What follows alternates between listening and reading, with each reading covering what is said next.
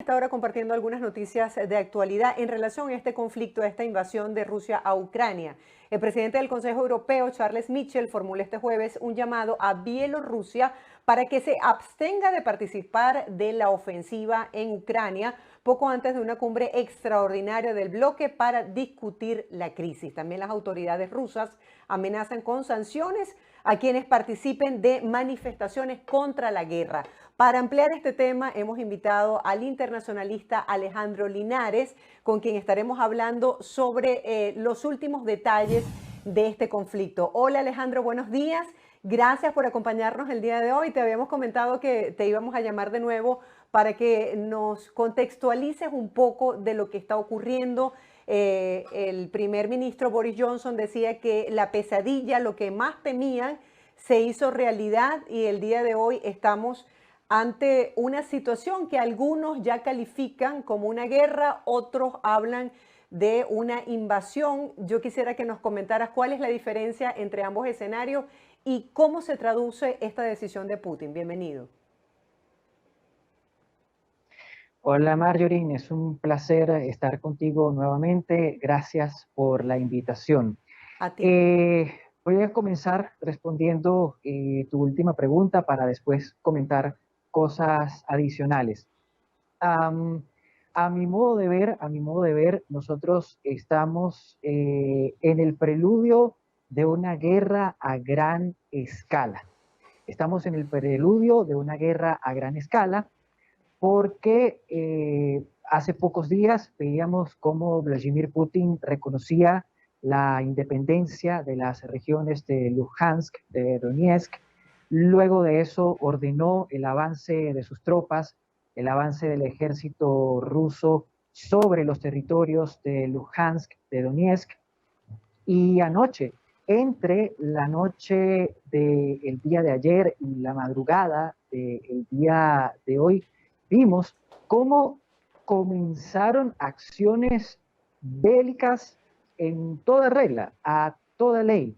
Estamos hablando de bombardeos, estamos hablando de confrontaciones que, según algunos reportes, han dejado por lo menos hasta este momento unas 40 personas muertas, lo cual quiere decir que sí, estamos ante un escenario, ante un momento bélico.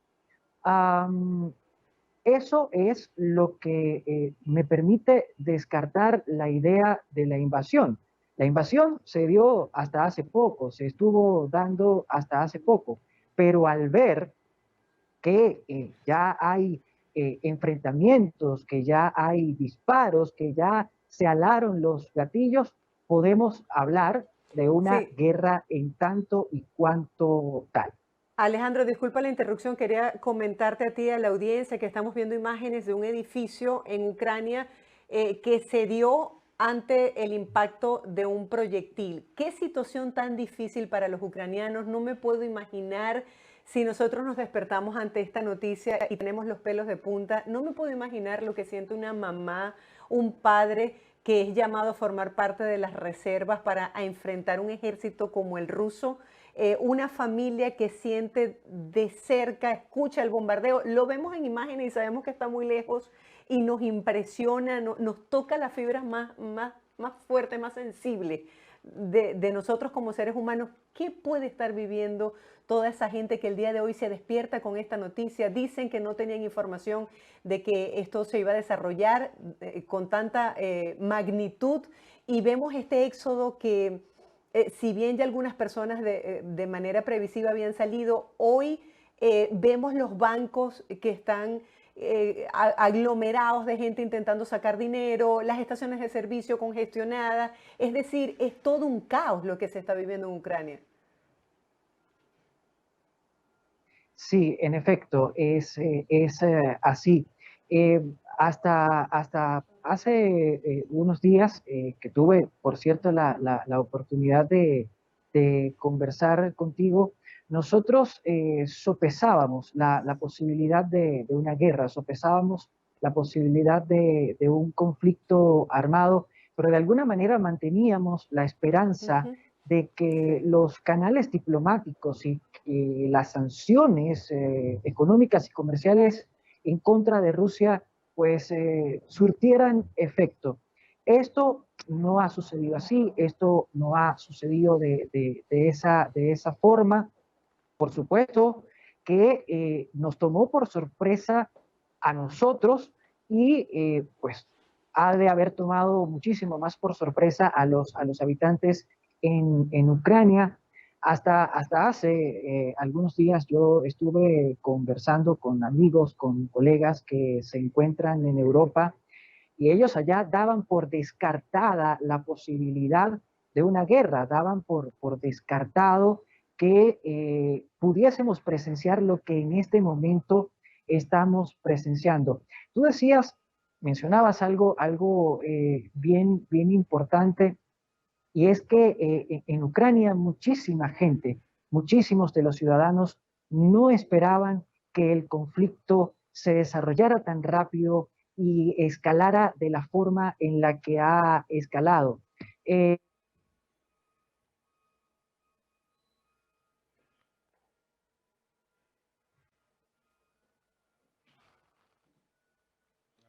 Alejandro, tenemos una pequeña interferencia de sonido, pero bien lo decías, cuando comenzamos a hacer este análisis, yo creo que desde la semana pasada, los analistas internacionales hablaban de que había un conflicto, una manera de ejercer presión, unos países intentando agotar la vía del diálogo y la diplomacia, y que no se sabía cuál iba a ser la posición final del presidente ruso, Vladimir Putin, pero nunca alguien pudo prever que iban a escalar, como lo decías, tan rápido, de manera tan violenta y sobre todo sin justificación.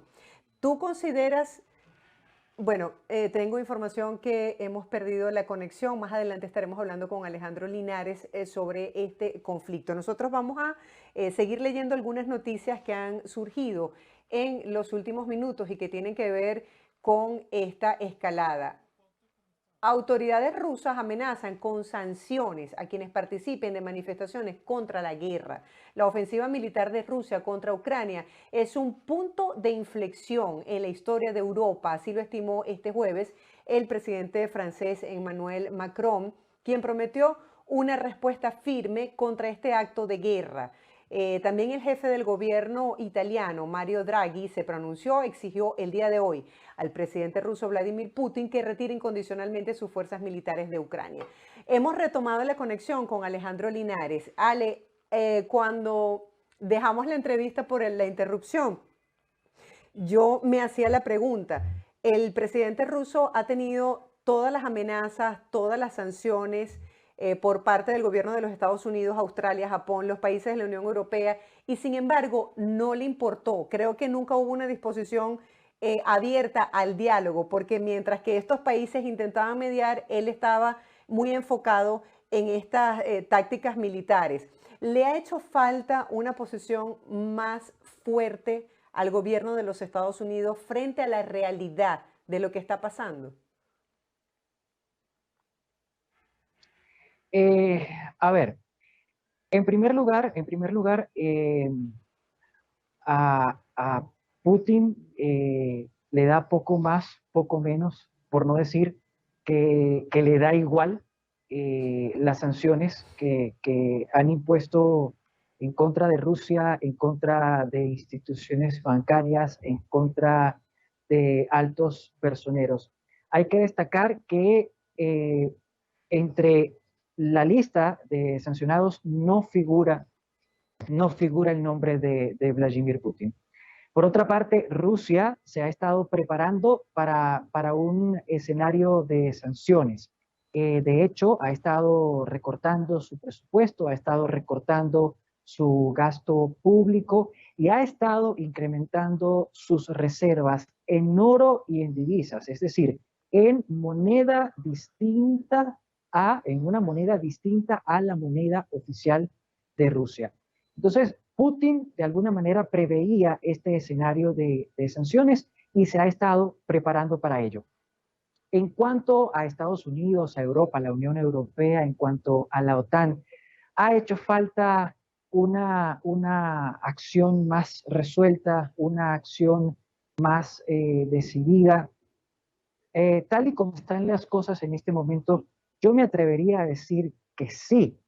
El punto es y voy a ser un poco abogado del diablo, el punto es que Occidente, el punto es que Estados Unidos, el punto es que la Unión Europea, el punto es que la OTAN como alianza militar no podían abalanzarse hacia una acción más contundente, vale decir, hacia una acción armada por dos razones. En primer lugar, porque de hacerlo, y ese es el riesgo en el que nos encontramos en este momento, de hacerlo, podría estallar una guerra mundial que sería de dimensiones nucleares. Entonces, Occidente, la OTAN, han tratado de evitar a toda costa la guerra mundial, la guerra de dimensiones nucleares. La otra razón por la cual la OTAN no actuó de manera más decidida tiene que ver con el hecho de que Ucrania no es miembro pleno, aún no es miembro pleno de la OTAN.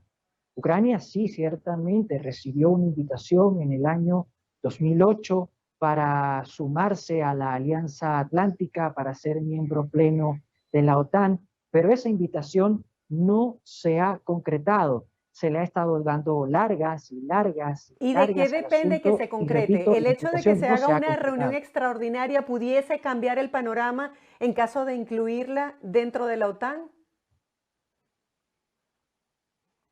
A ver, la reunión extraordinaria que se está convocando, que ha convocado, por cierto, Lituania, Lituania, Estonia, que ha convocado incluso Polonia, eh, citando el artículo 4 de la Carta de la Organización del Tratado del Atlántico Norte, esa reunión va a ser decisiva porque allí en esa reunión se va a decidir no solo cuál va a ser la posición de la OTAN a raíz de lo que está sucediendo en Ucrania, sino también cuáles van a ser las próximas acciones. Esas acciones podrían ser reconocer a Ucrania como miembro pleno de la OTAN, lo cual obligaría a la OTAN a intervenir, pero ya sí de manera decidida en el conflicto, o incluso se podría decidir intervenir aún cuando no se reconozca a Ucrania como miembro pleno de la OTAN. En cualquier caso, y como lo decía al comienzo de esta entrevista, Marjorie, estamos a puertas, en las puertas de un conflicto de gran escala, de gran magnitud. Estamos en el preludio de lo que podría ser la Tercera Guerra Mundial. Alejandro, en caso de que en las próximas horas este conflicto, estos ataques se incrementen, ¿el hecho de que Estados Unidos decida intervenir es una actitud injerencista o está llamado como primera potencia a mediar en este conflicto que es tan desigual? Estados Unidos debería intervenir de la forma en la que considere más prudente intervenir, pero sin duda debería intervenir. ¿Por qué? Primero, porque Estados Unidos, la administración Biden, están obligados a demostrar su carácter de superpotencia global.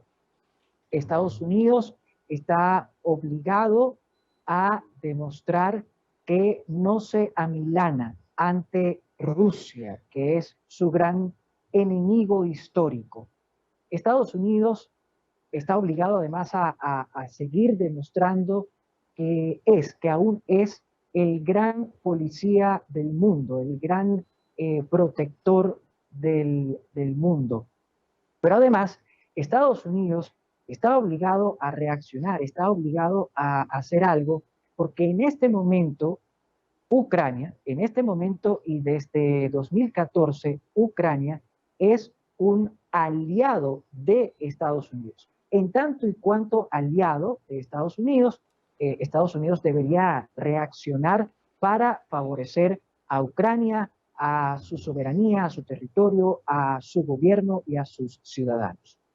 Sí, porque si vemos la lectura, la no acción también te hace parte por omisión. ¿Y cuál sería el discurso que de pronto Estados Unidos le pudiese brindar a países como China, que todavía no han condenado la invasión a Ucrania y que por el contrario, en una especie de reto, actitud retadora, desde el día de hoy empieza a importar trigo desde Rusia como una medida de apoyo por las restricciones económicas del gobierno de Estados Unidos y sus aliados?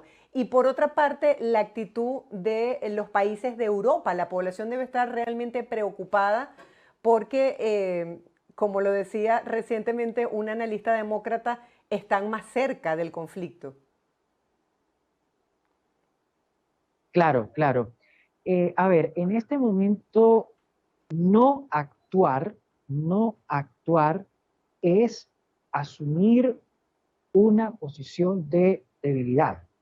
No actuar implica demostrar debilidad. Por eso es necesario que Occidente actúe de manera decidida, actúe de manera resuelta.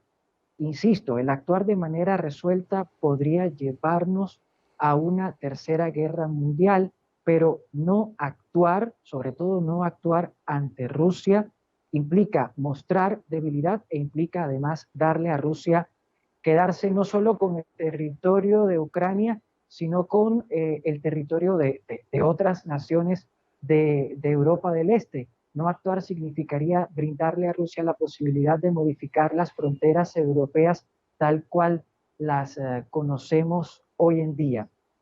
En cuanto a los ciudadanos europeos, por supuesto que ellos están atemorizados. Antes de que la tecnología nos jugara una mala pasada y se nos cayera la conexión, yo estaba por comentarte que en días recientes tuve la oportunidad de conversar con amigos, con colegas que se encuentran en Europa y ellos daban por descartado el escenario bélico que estamos evidenciando en este momento.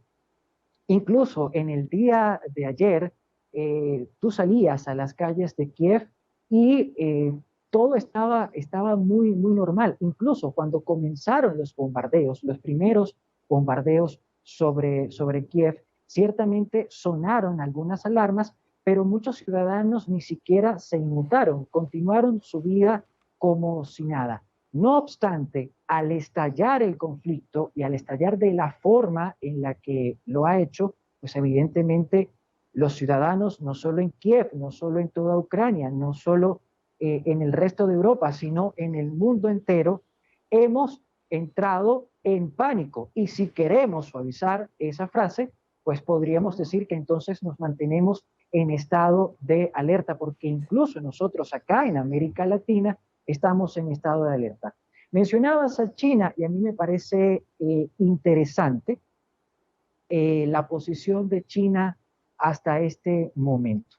¿Por qué?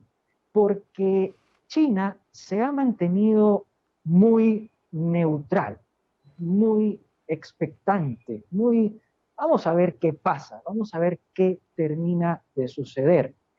Por un lado, China podría intentar sacarle réditos económicos, beneficios, ganancias económicas a la situación, pero por otro lado, China también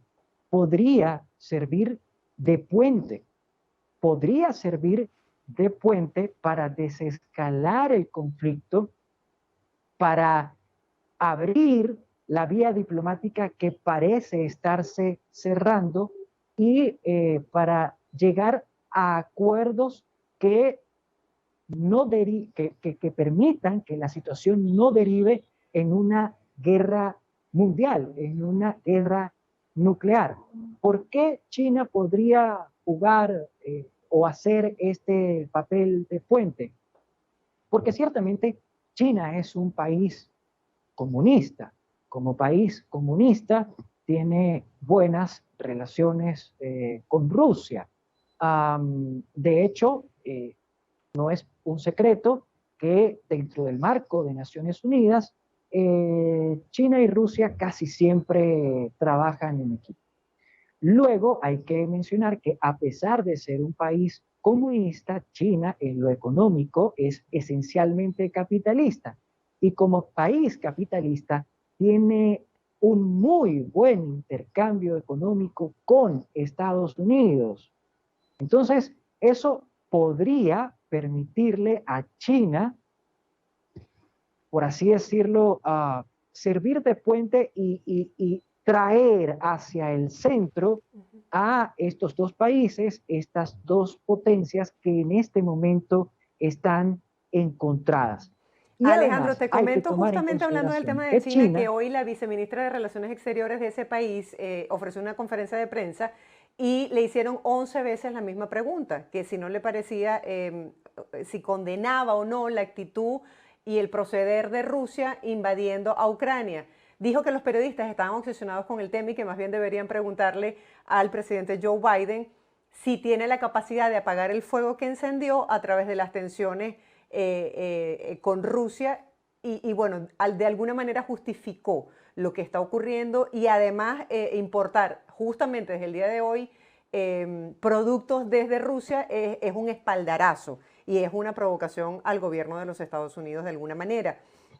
Mi pregunta es la siguiente, a estas alturas, ¿consideras que se puede agotar la vía del diálogo? Entiendo que el gobierno de Estados Unidos y los países de la Unión Europea han tocado el tema con pinza porque sabemos las consecuencias tan graves que esto pudiese ocasionar y que quedaría reflejado en la historia, así como el presidente Joe Biden ha dicho el día de hoy que Putin tendrá que reconocerle a la historia lo que está ocurriendo en este momento en Ucrania.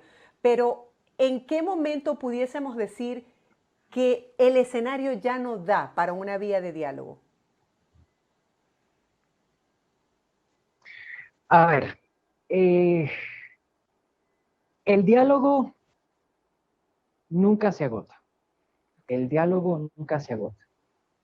Aunque ante las cámaras, aunque ante los micrófonos se utilice una retórica belicista, aunque haya explosiones, bombardeos, ametralladoras disparándose, el diálogo nunca se agota. Aún con guerras en desarrollo, hay contactos y hay diálogo, aunque sea por vías informales, aunque sea por vías informales. Ahora bien, eso el diálogo puede salvarnos de ir a a una guerra en este momento cuando el conflicto está empezando a escalar, está empezando a crecer en magnitud, sí, podría evitar que el conflicto que ya inició se extienda. Si eso no sucediera, el diálogo no dejaría de existir, iríamos a un escenario bélico, iríamos a una guerra, pero, insisto, muy probablemente van a seguir habiendo contactos, aunque sea por vías informales. ¿Qué se necesita para saber, para considerar si estamos o no en una guerra? Lo que estamos viendo, lo que se necesita es lo que estamos evidenciando en este momento. Fíjate, según el derecho internacional, una guerra, aunque en el derecho internacional se denomina conflicto armado de carácter internacional, no se denomina explícitamente guerra, se le dice conflicto armado de carácter internacional. En el derecho internacional se considera que hay una guerra cuando dos o más países, cuando los ejércitos de dos o más países se enfrentan o cuando hay una declaratoria de guerra por parte de un país, por parte de un Estado, en contra de otro país, en contra de otro Estado. ¿Qué estamos viendo en este momento? En este momento estamos viendo que Rusia ha invadido Ucrania. Hay que decirlo con nombre y apellido. Rusia ha invadido militarmente a Ucrania. Hay enfrentamientos entre las fuerzas ucranianas y las fuerzas militares rusas, los separatistas prorrusos. Aparte de eso, Bielorrusia se ha involucrado en el conflicto. Bielorrusia ha tomado la resolución de apoyar decididamente a Rusia. De hecho, durante la madrugada de este jueves, fuerzas militares bielorrusas que estaban apostadas en la frontera norte de Ucrania empezaron a avanzar hacia territorio ucraniano. Entonces, todo lo que te estoy mencionando tiene las características de lo que acabo de describir como guerra según el derecho internacional. Por eso, si tu pregunta es, Alejandro, ¿estamos en una guerra? Sí, estamos en una guerra. No estamos en una guerra de dimensiones mundiales aún, pero sí estamos en una guerra.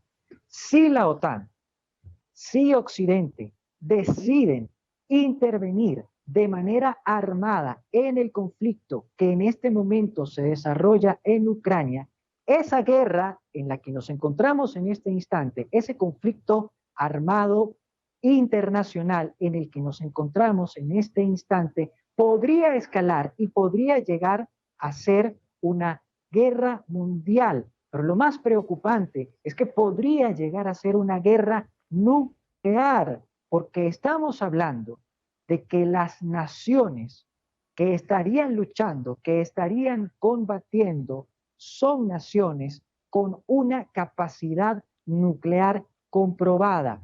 Te voy a regalar una cifra que es del año 2012, pero fue la cifra que pude conseguir. Para el año 2012, Estados Unidos tenía unas 8,000 armas nucleares.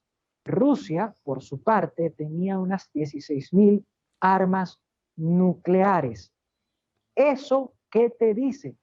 Que estamos en presencia de estados que no solo tienen armamento tradicional, sino que tienen armamento nuclear. Y es por eso que insisto tanto en el punto, podríamos llegar a una guerra de dimensiones nucleares y eso definitivamente sería devastador para el mundo y para la humanidad. Alejandro, gracias por este análisis tan brillante, por ponernos bajo el contexto con un vocabulario tan sencillo, un tema tan complejo como este. Ya quedaría para un próximo programa hablar sobre estas implicaciones que pudiese ser este viernes. Vamos a ver cómo se desarrollan los hechos, esas implicaciones, porque es que solamente decir una guerra nuclear mundial ya nos da muchísimo miedo, muchísimo temor, y estás hablando de un arsenal nuclear que duplica el poderío de Estados Unidos.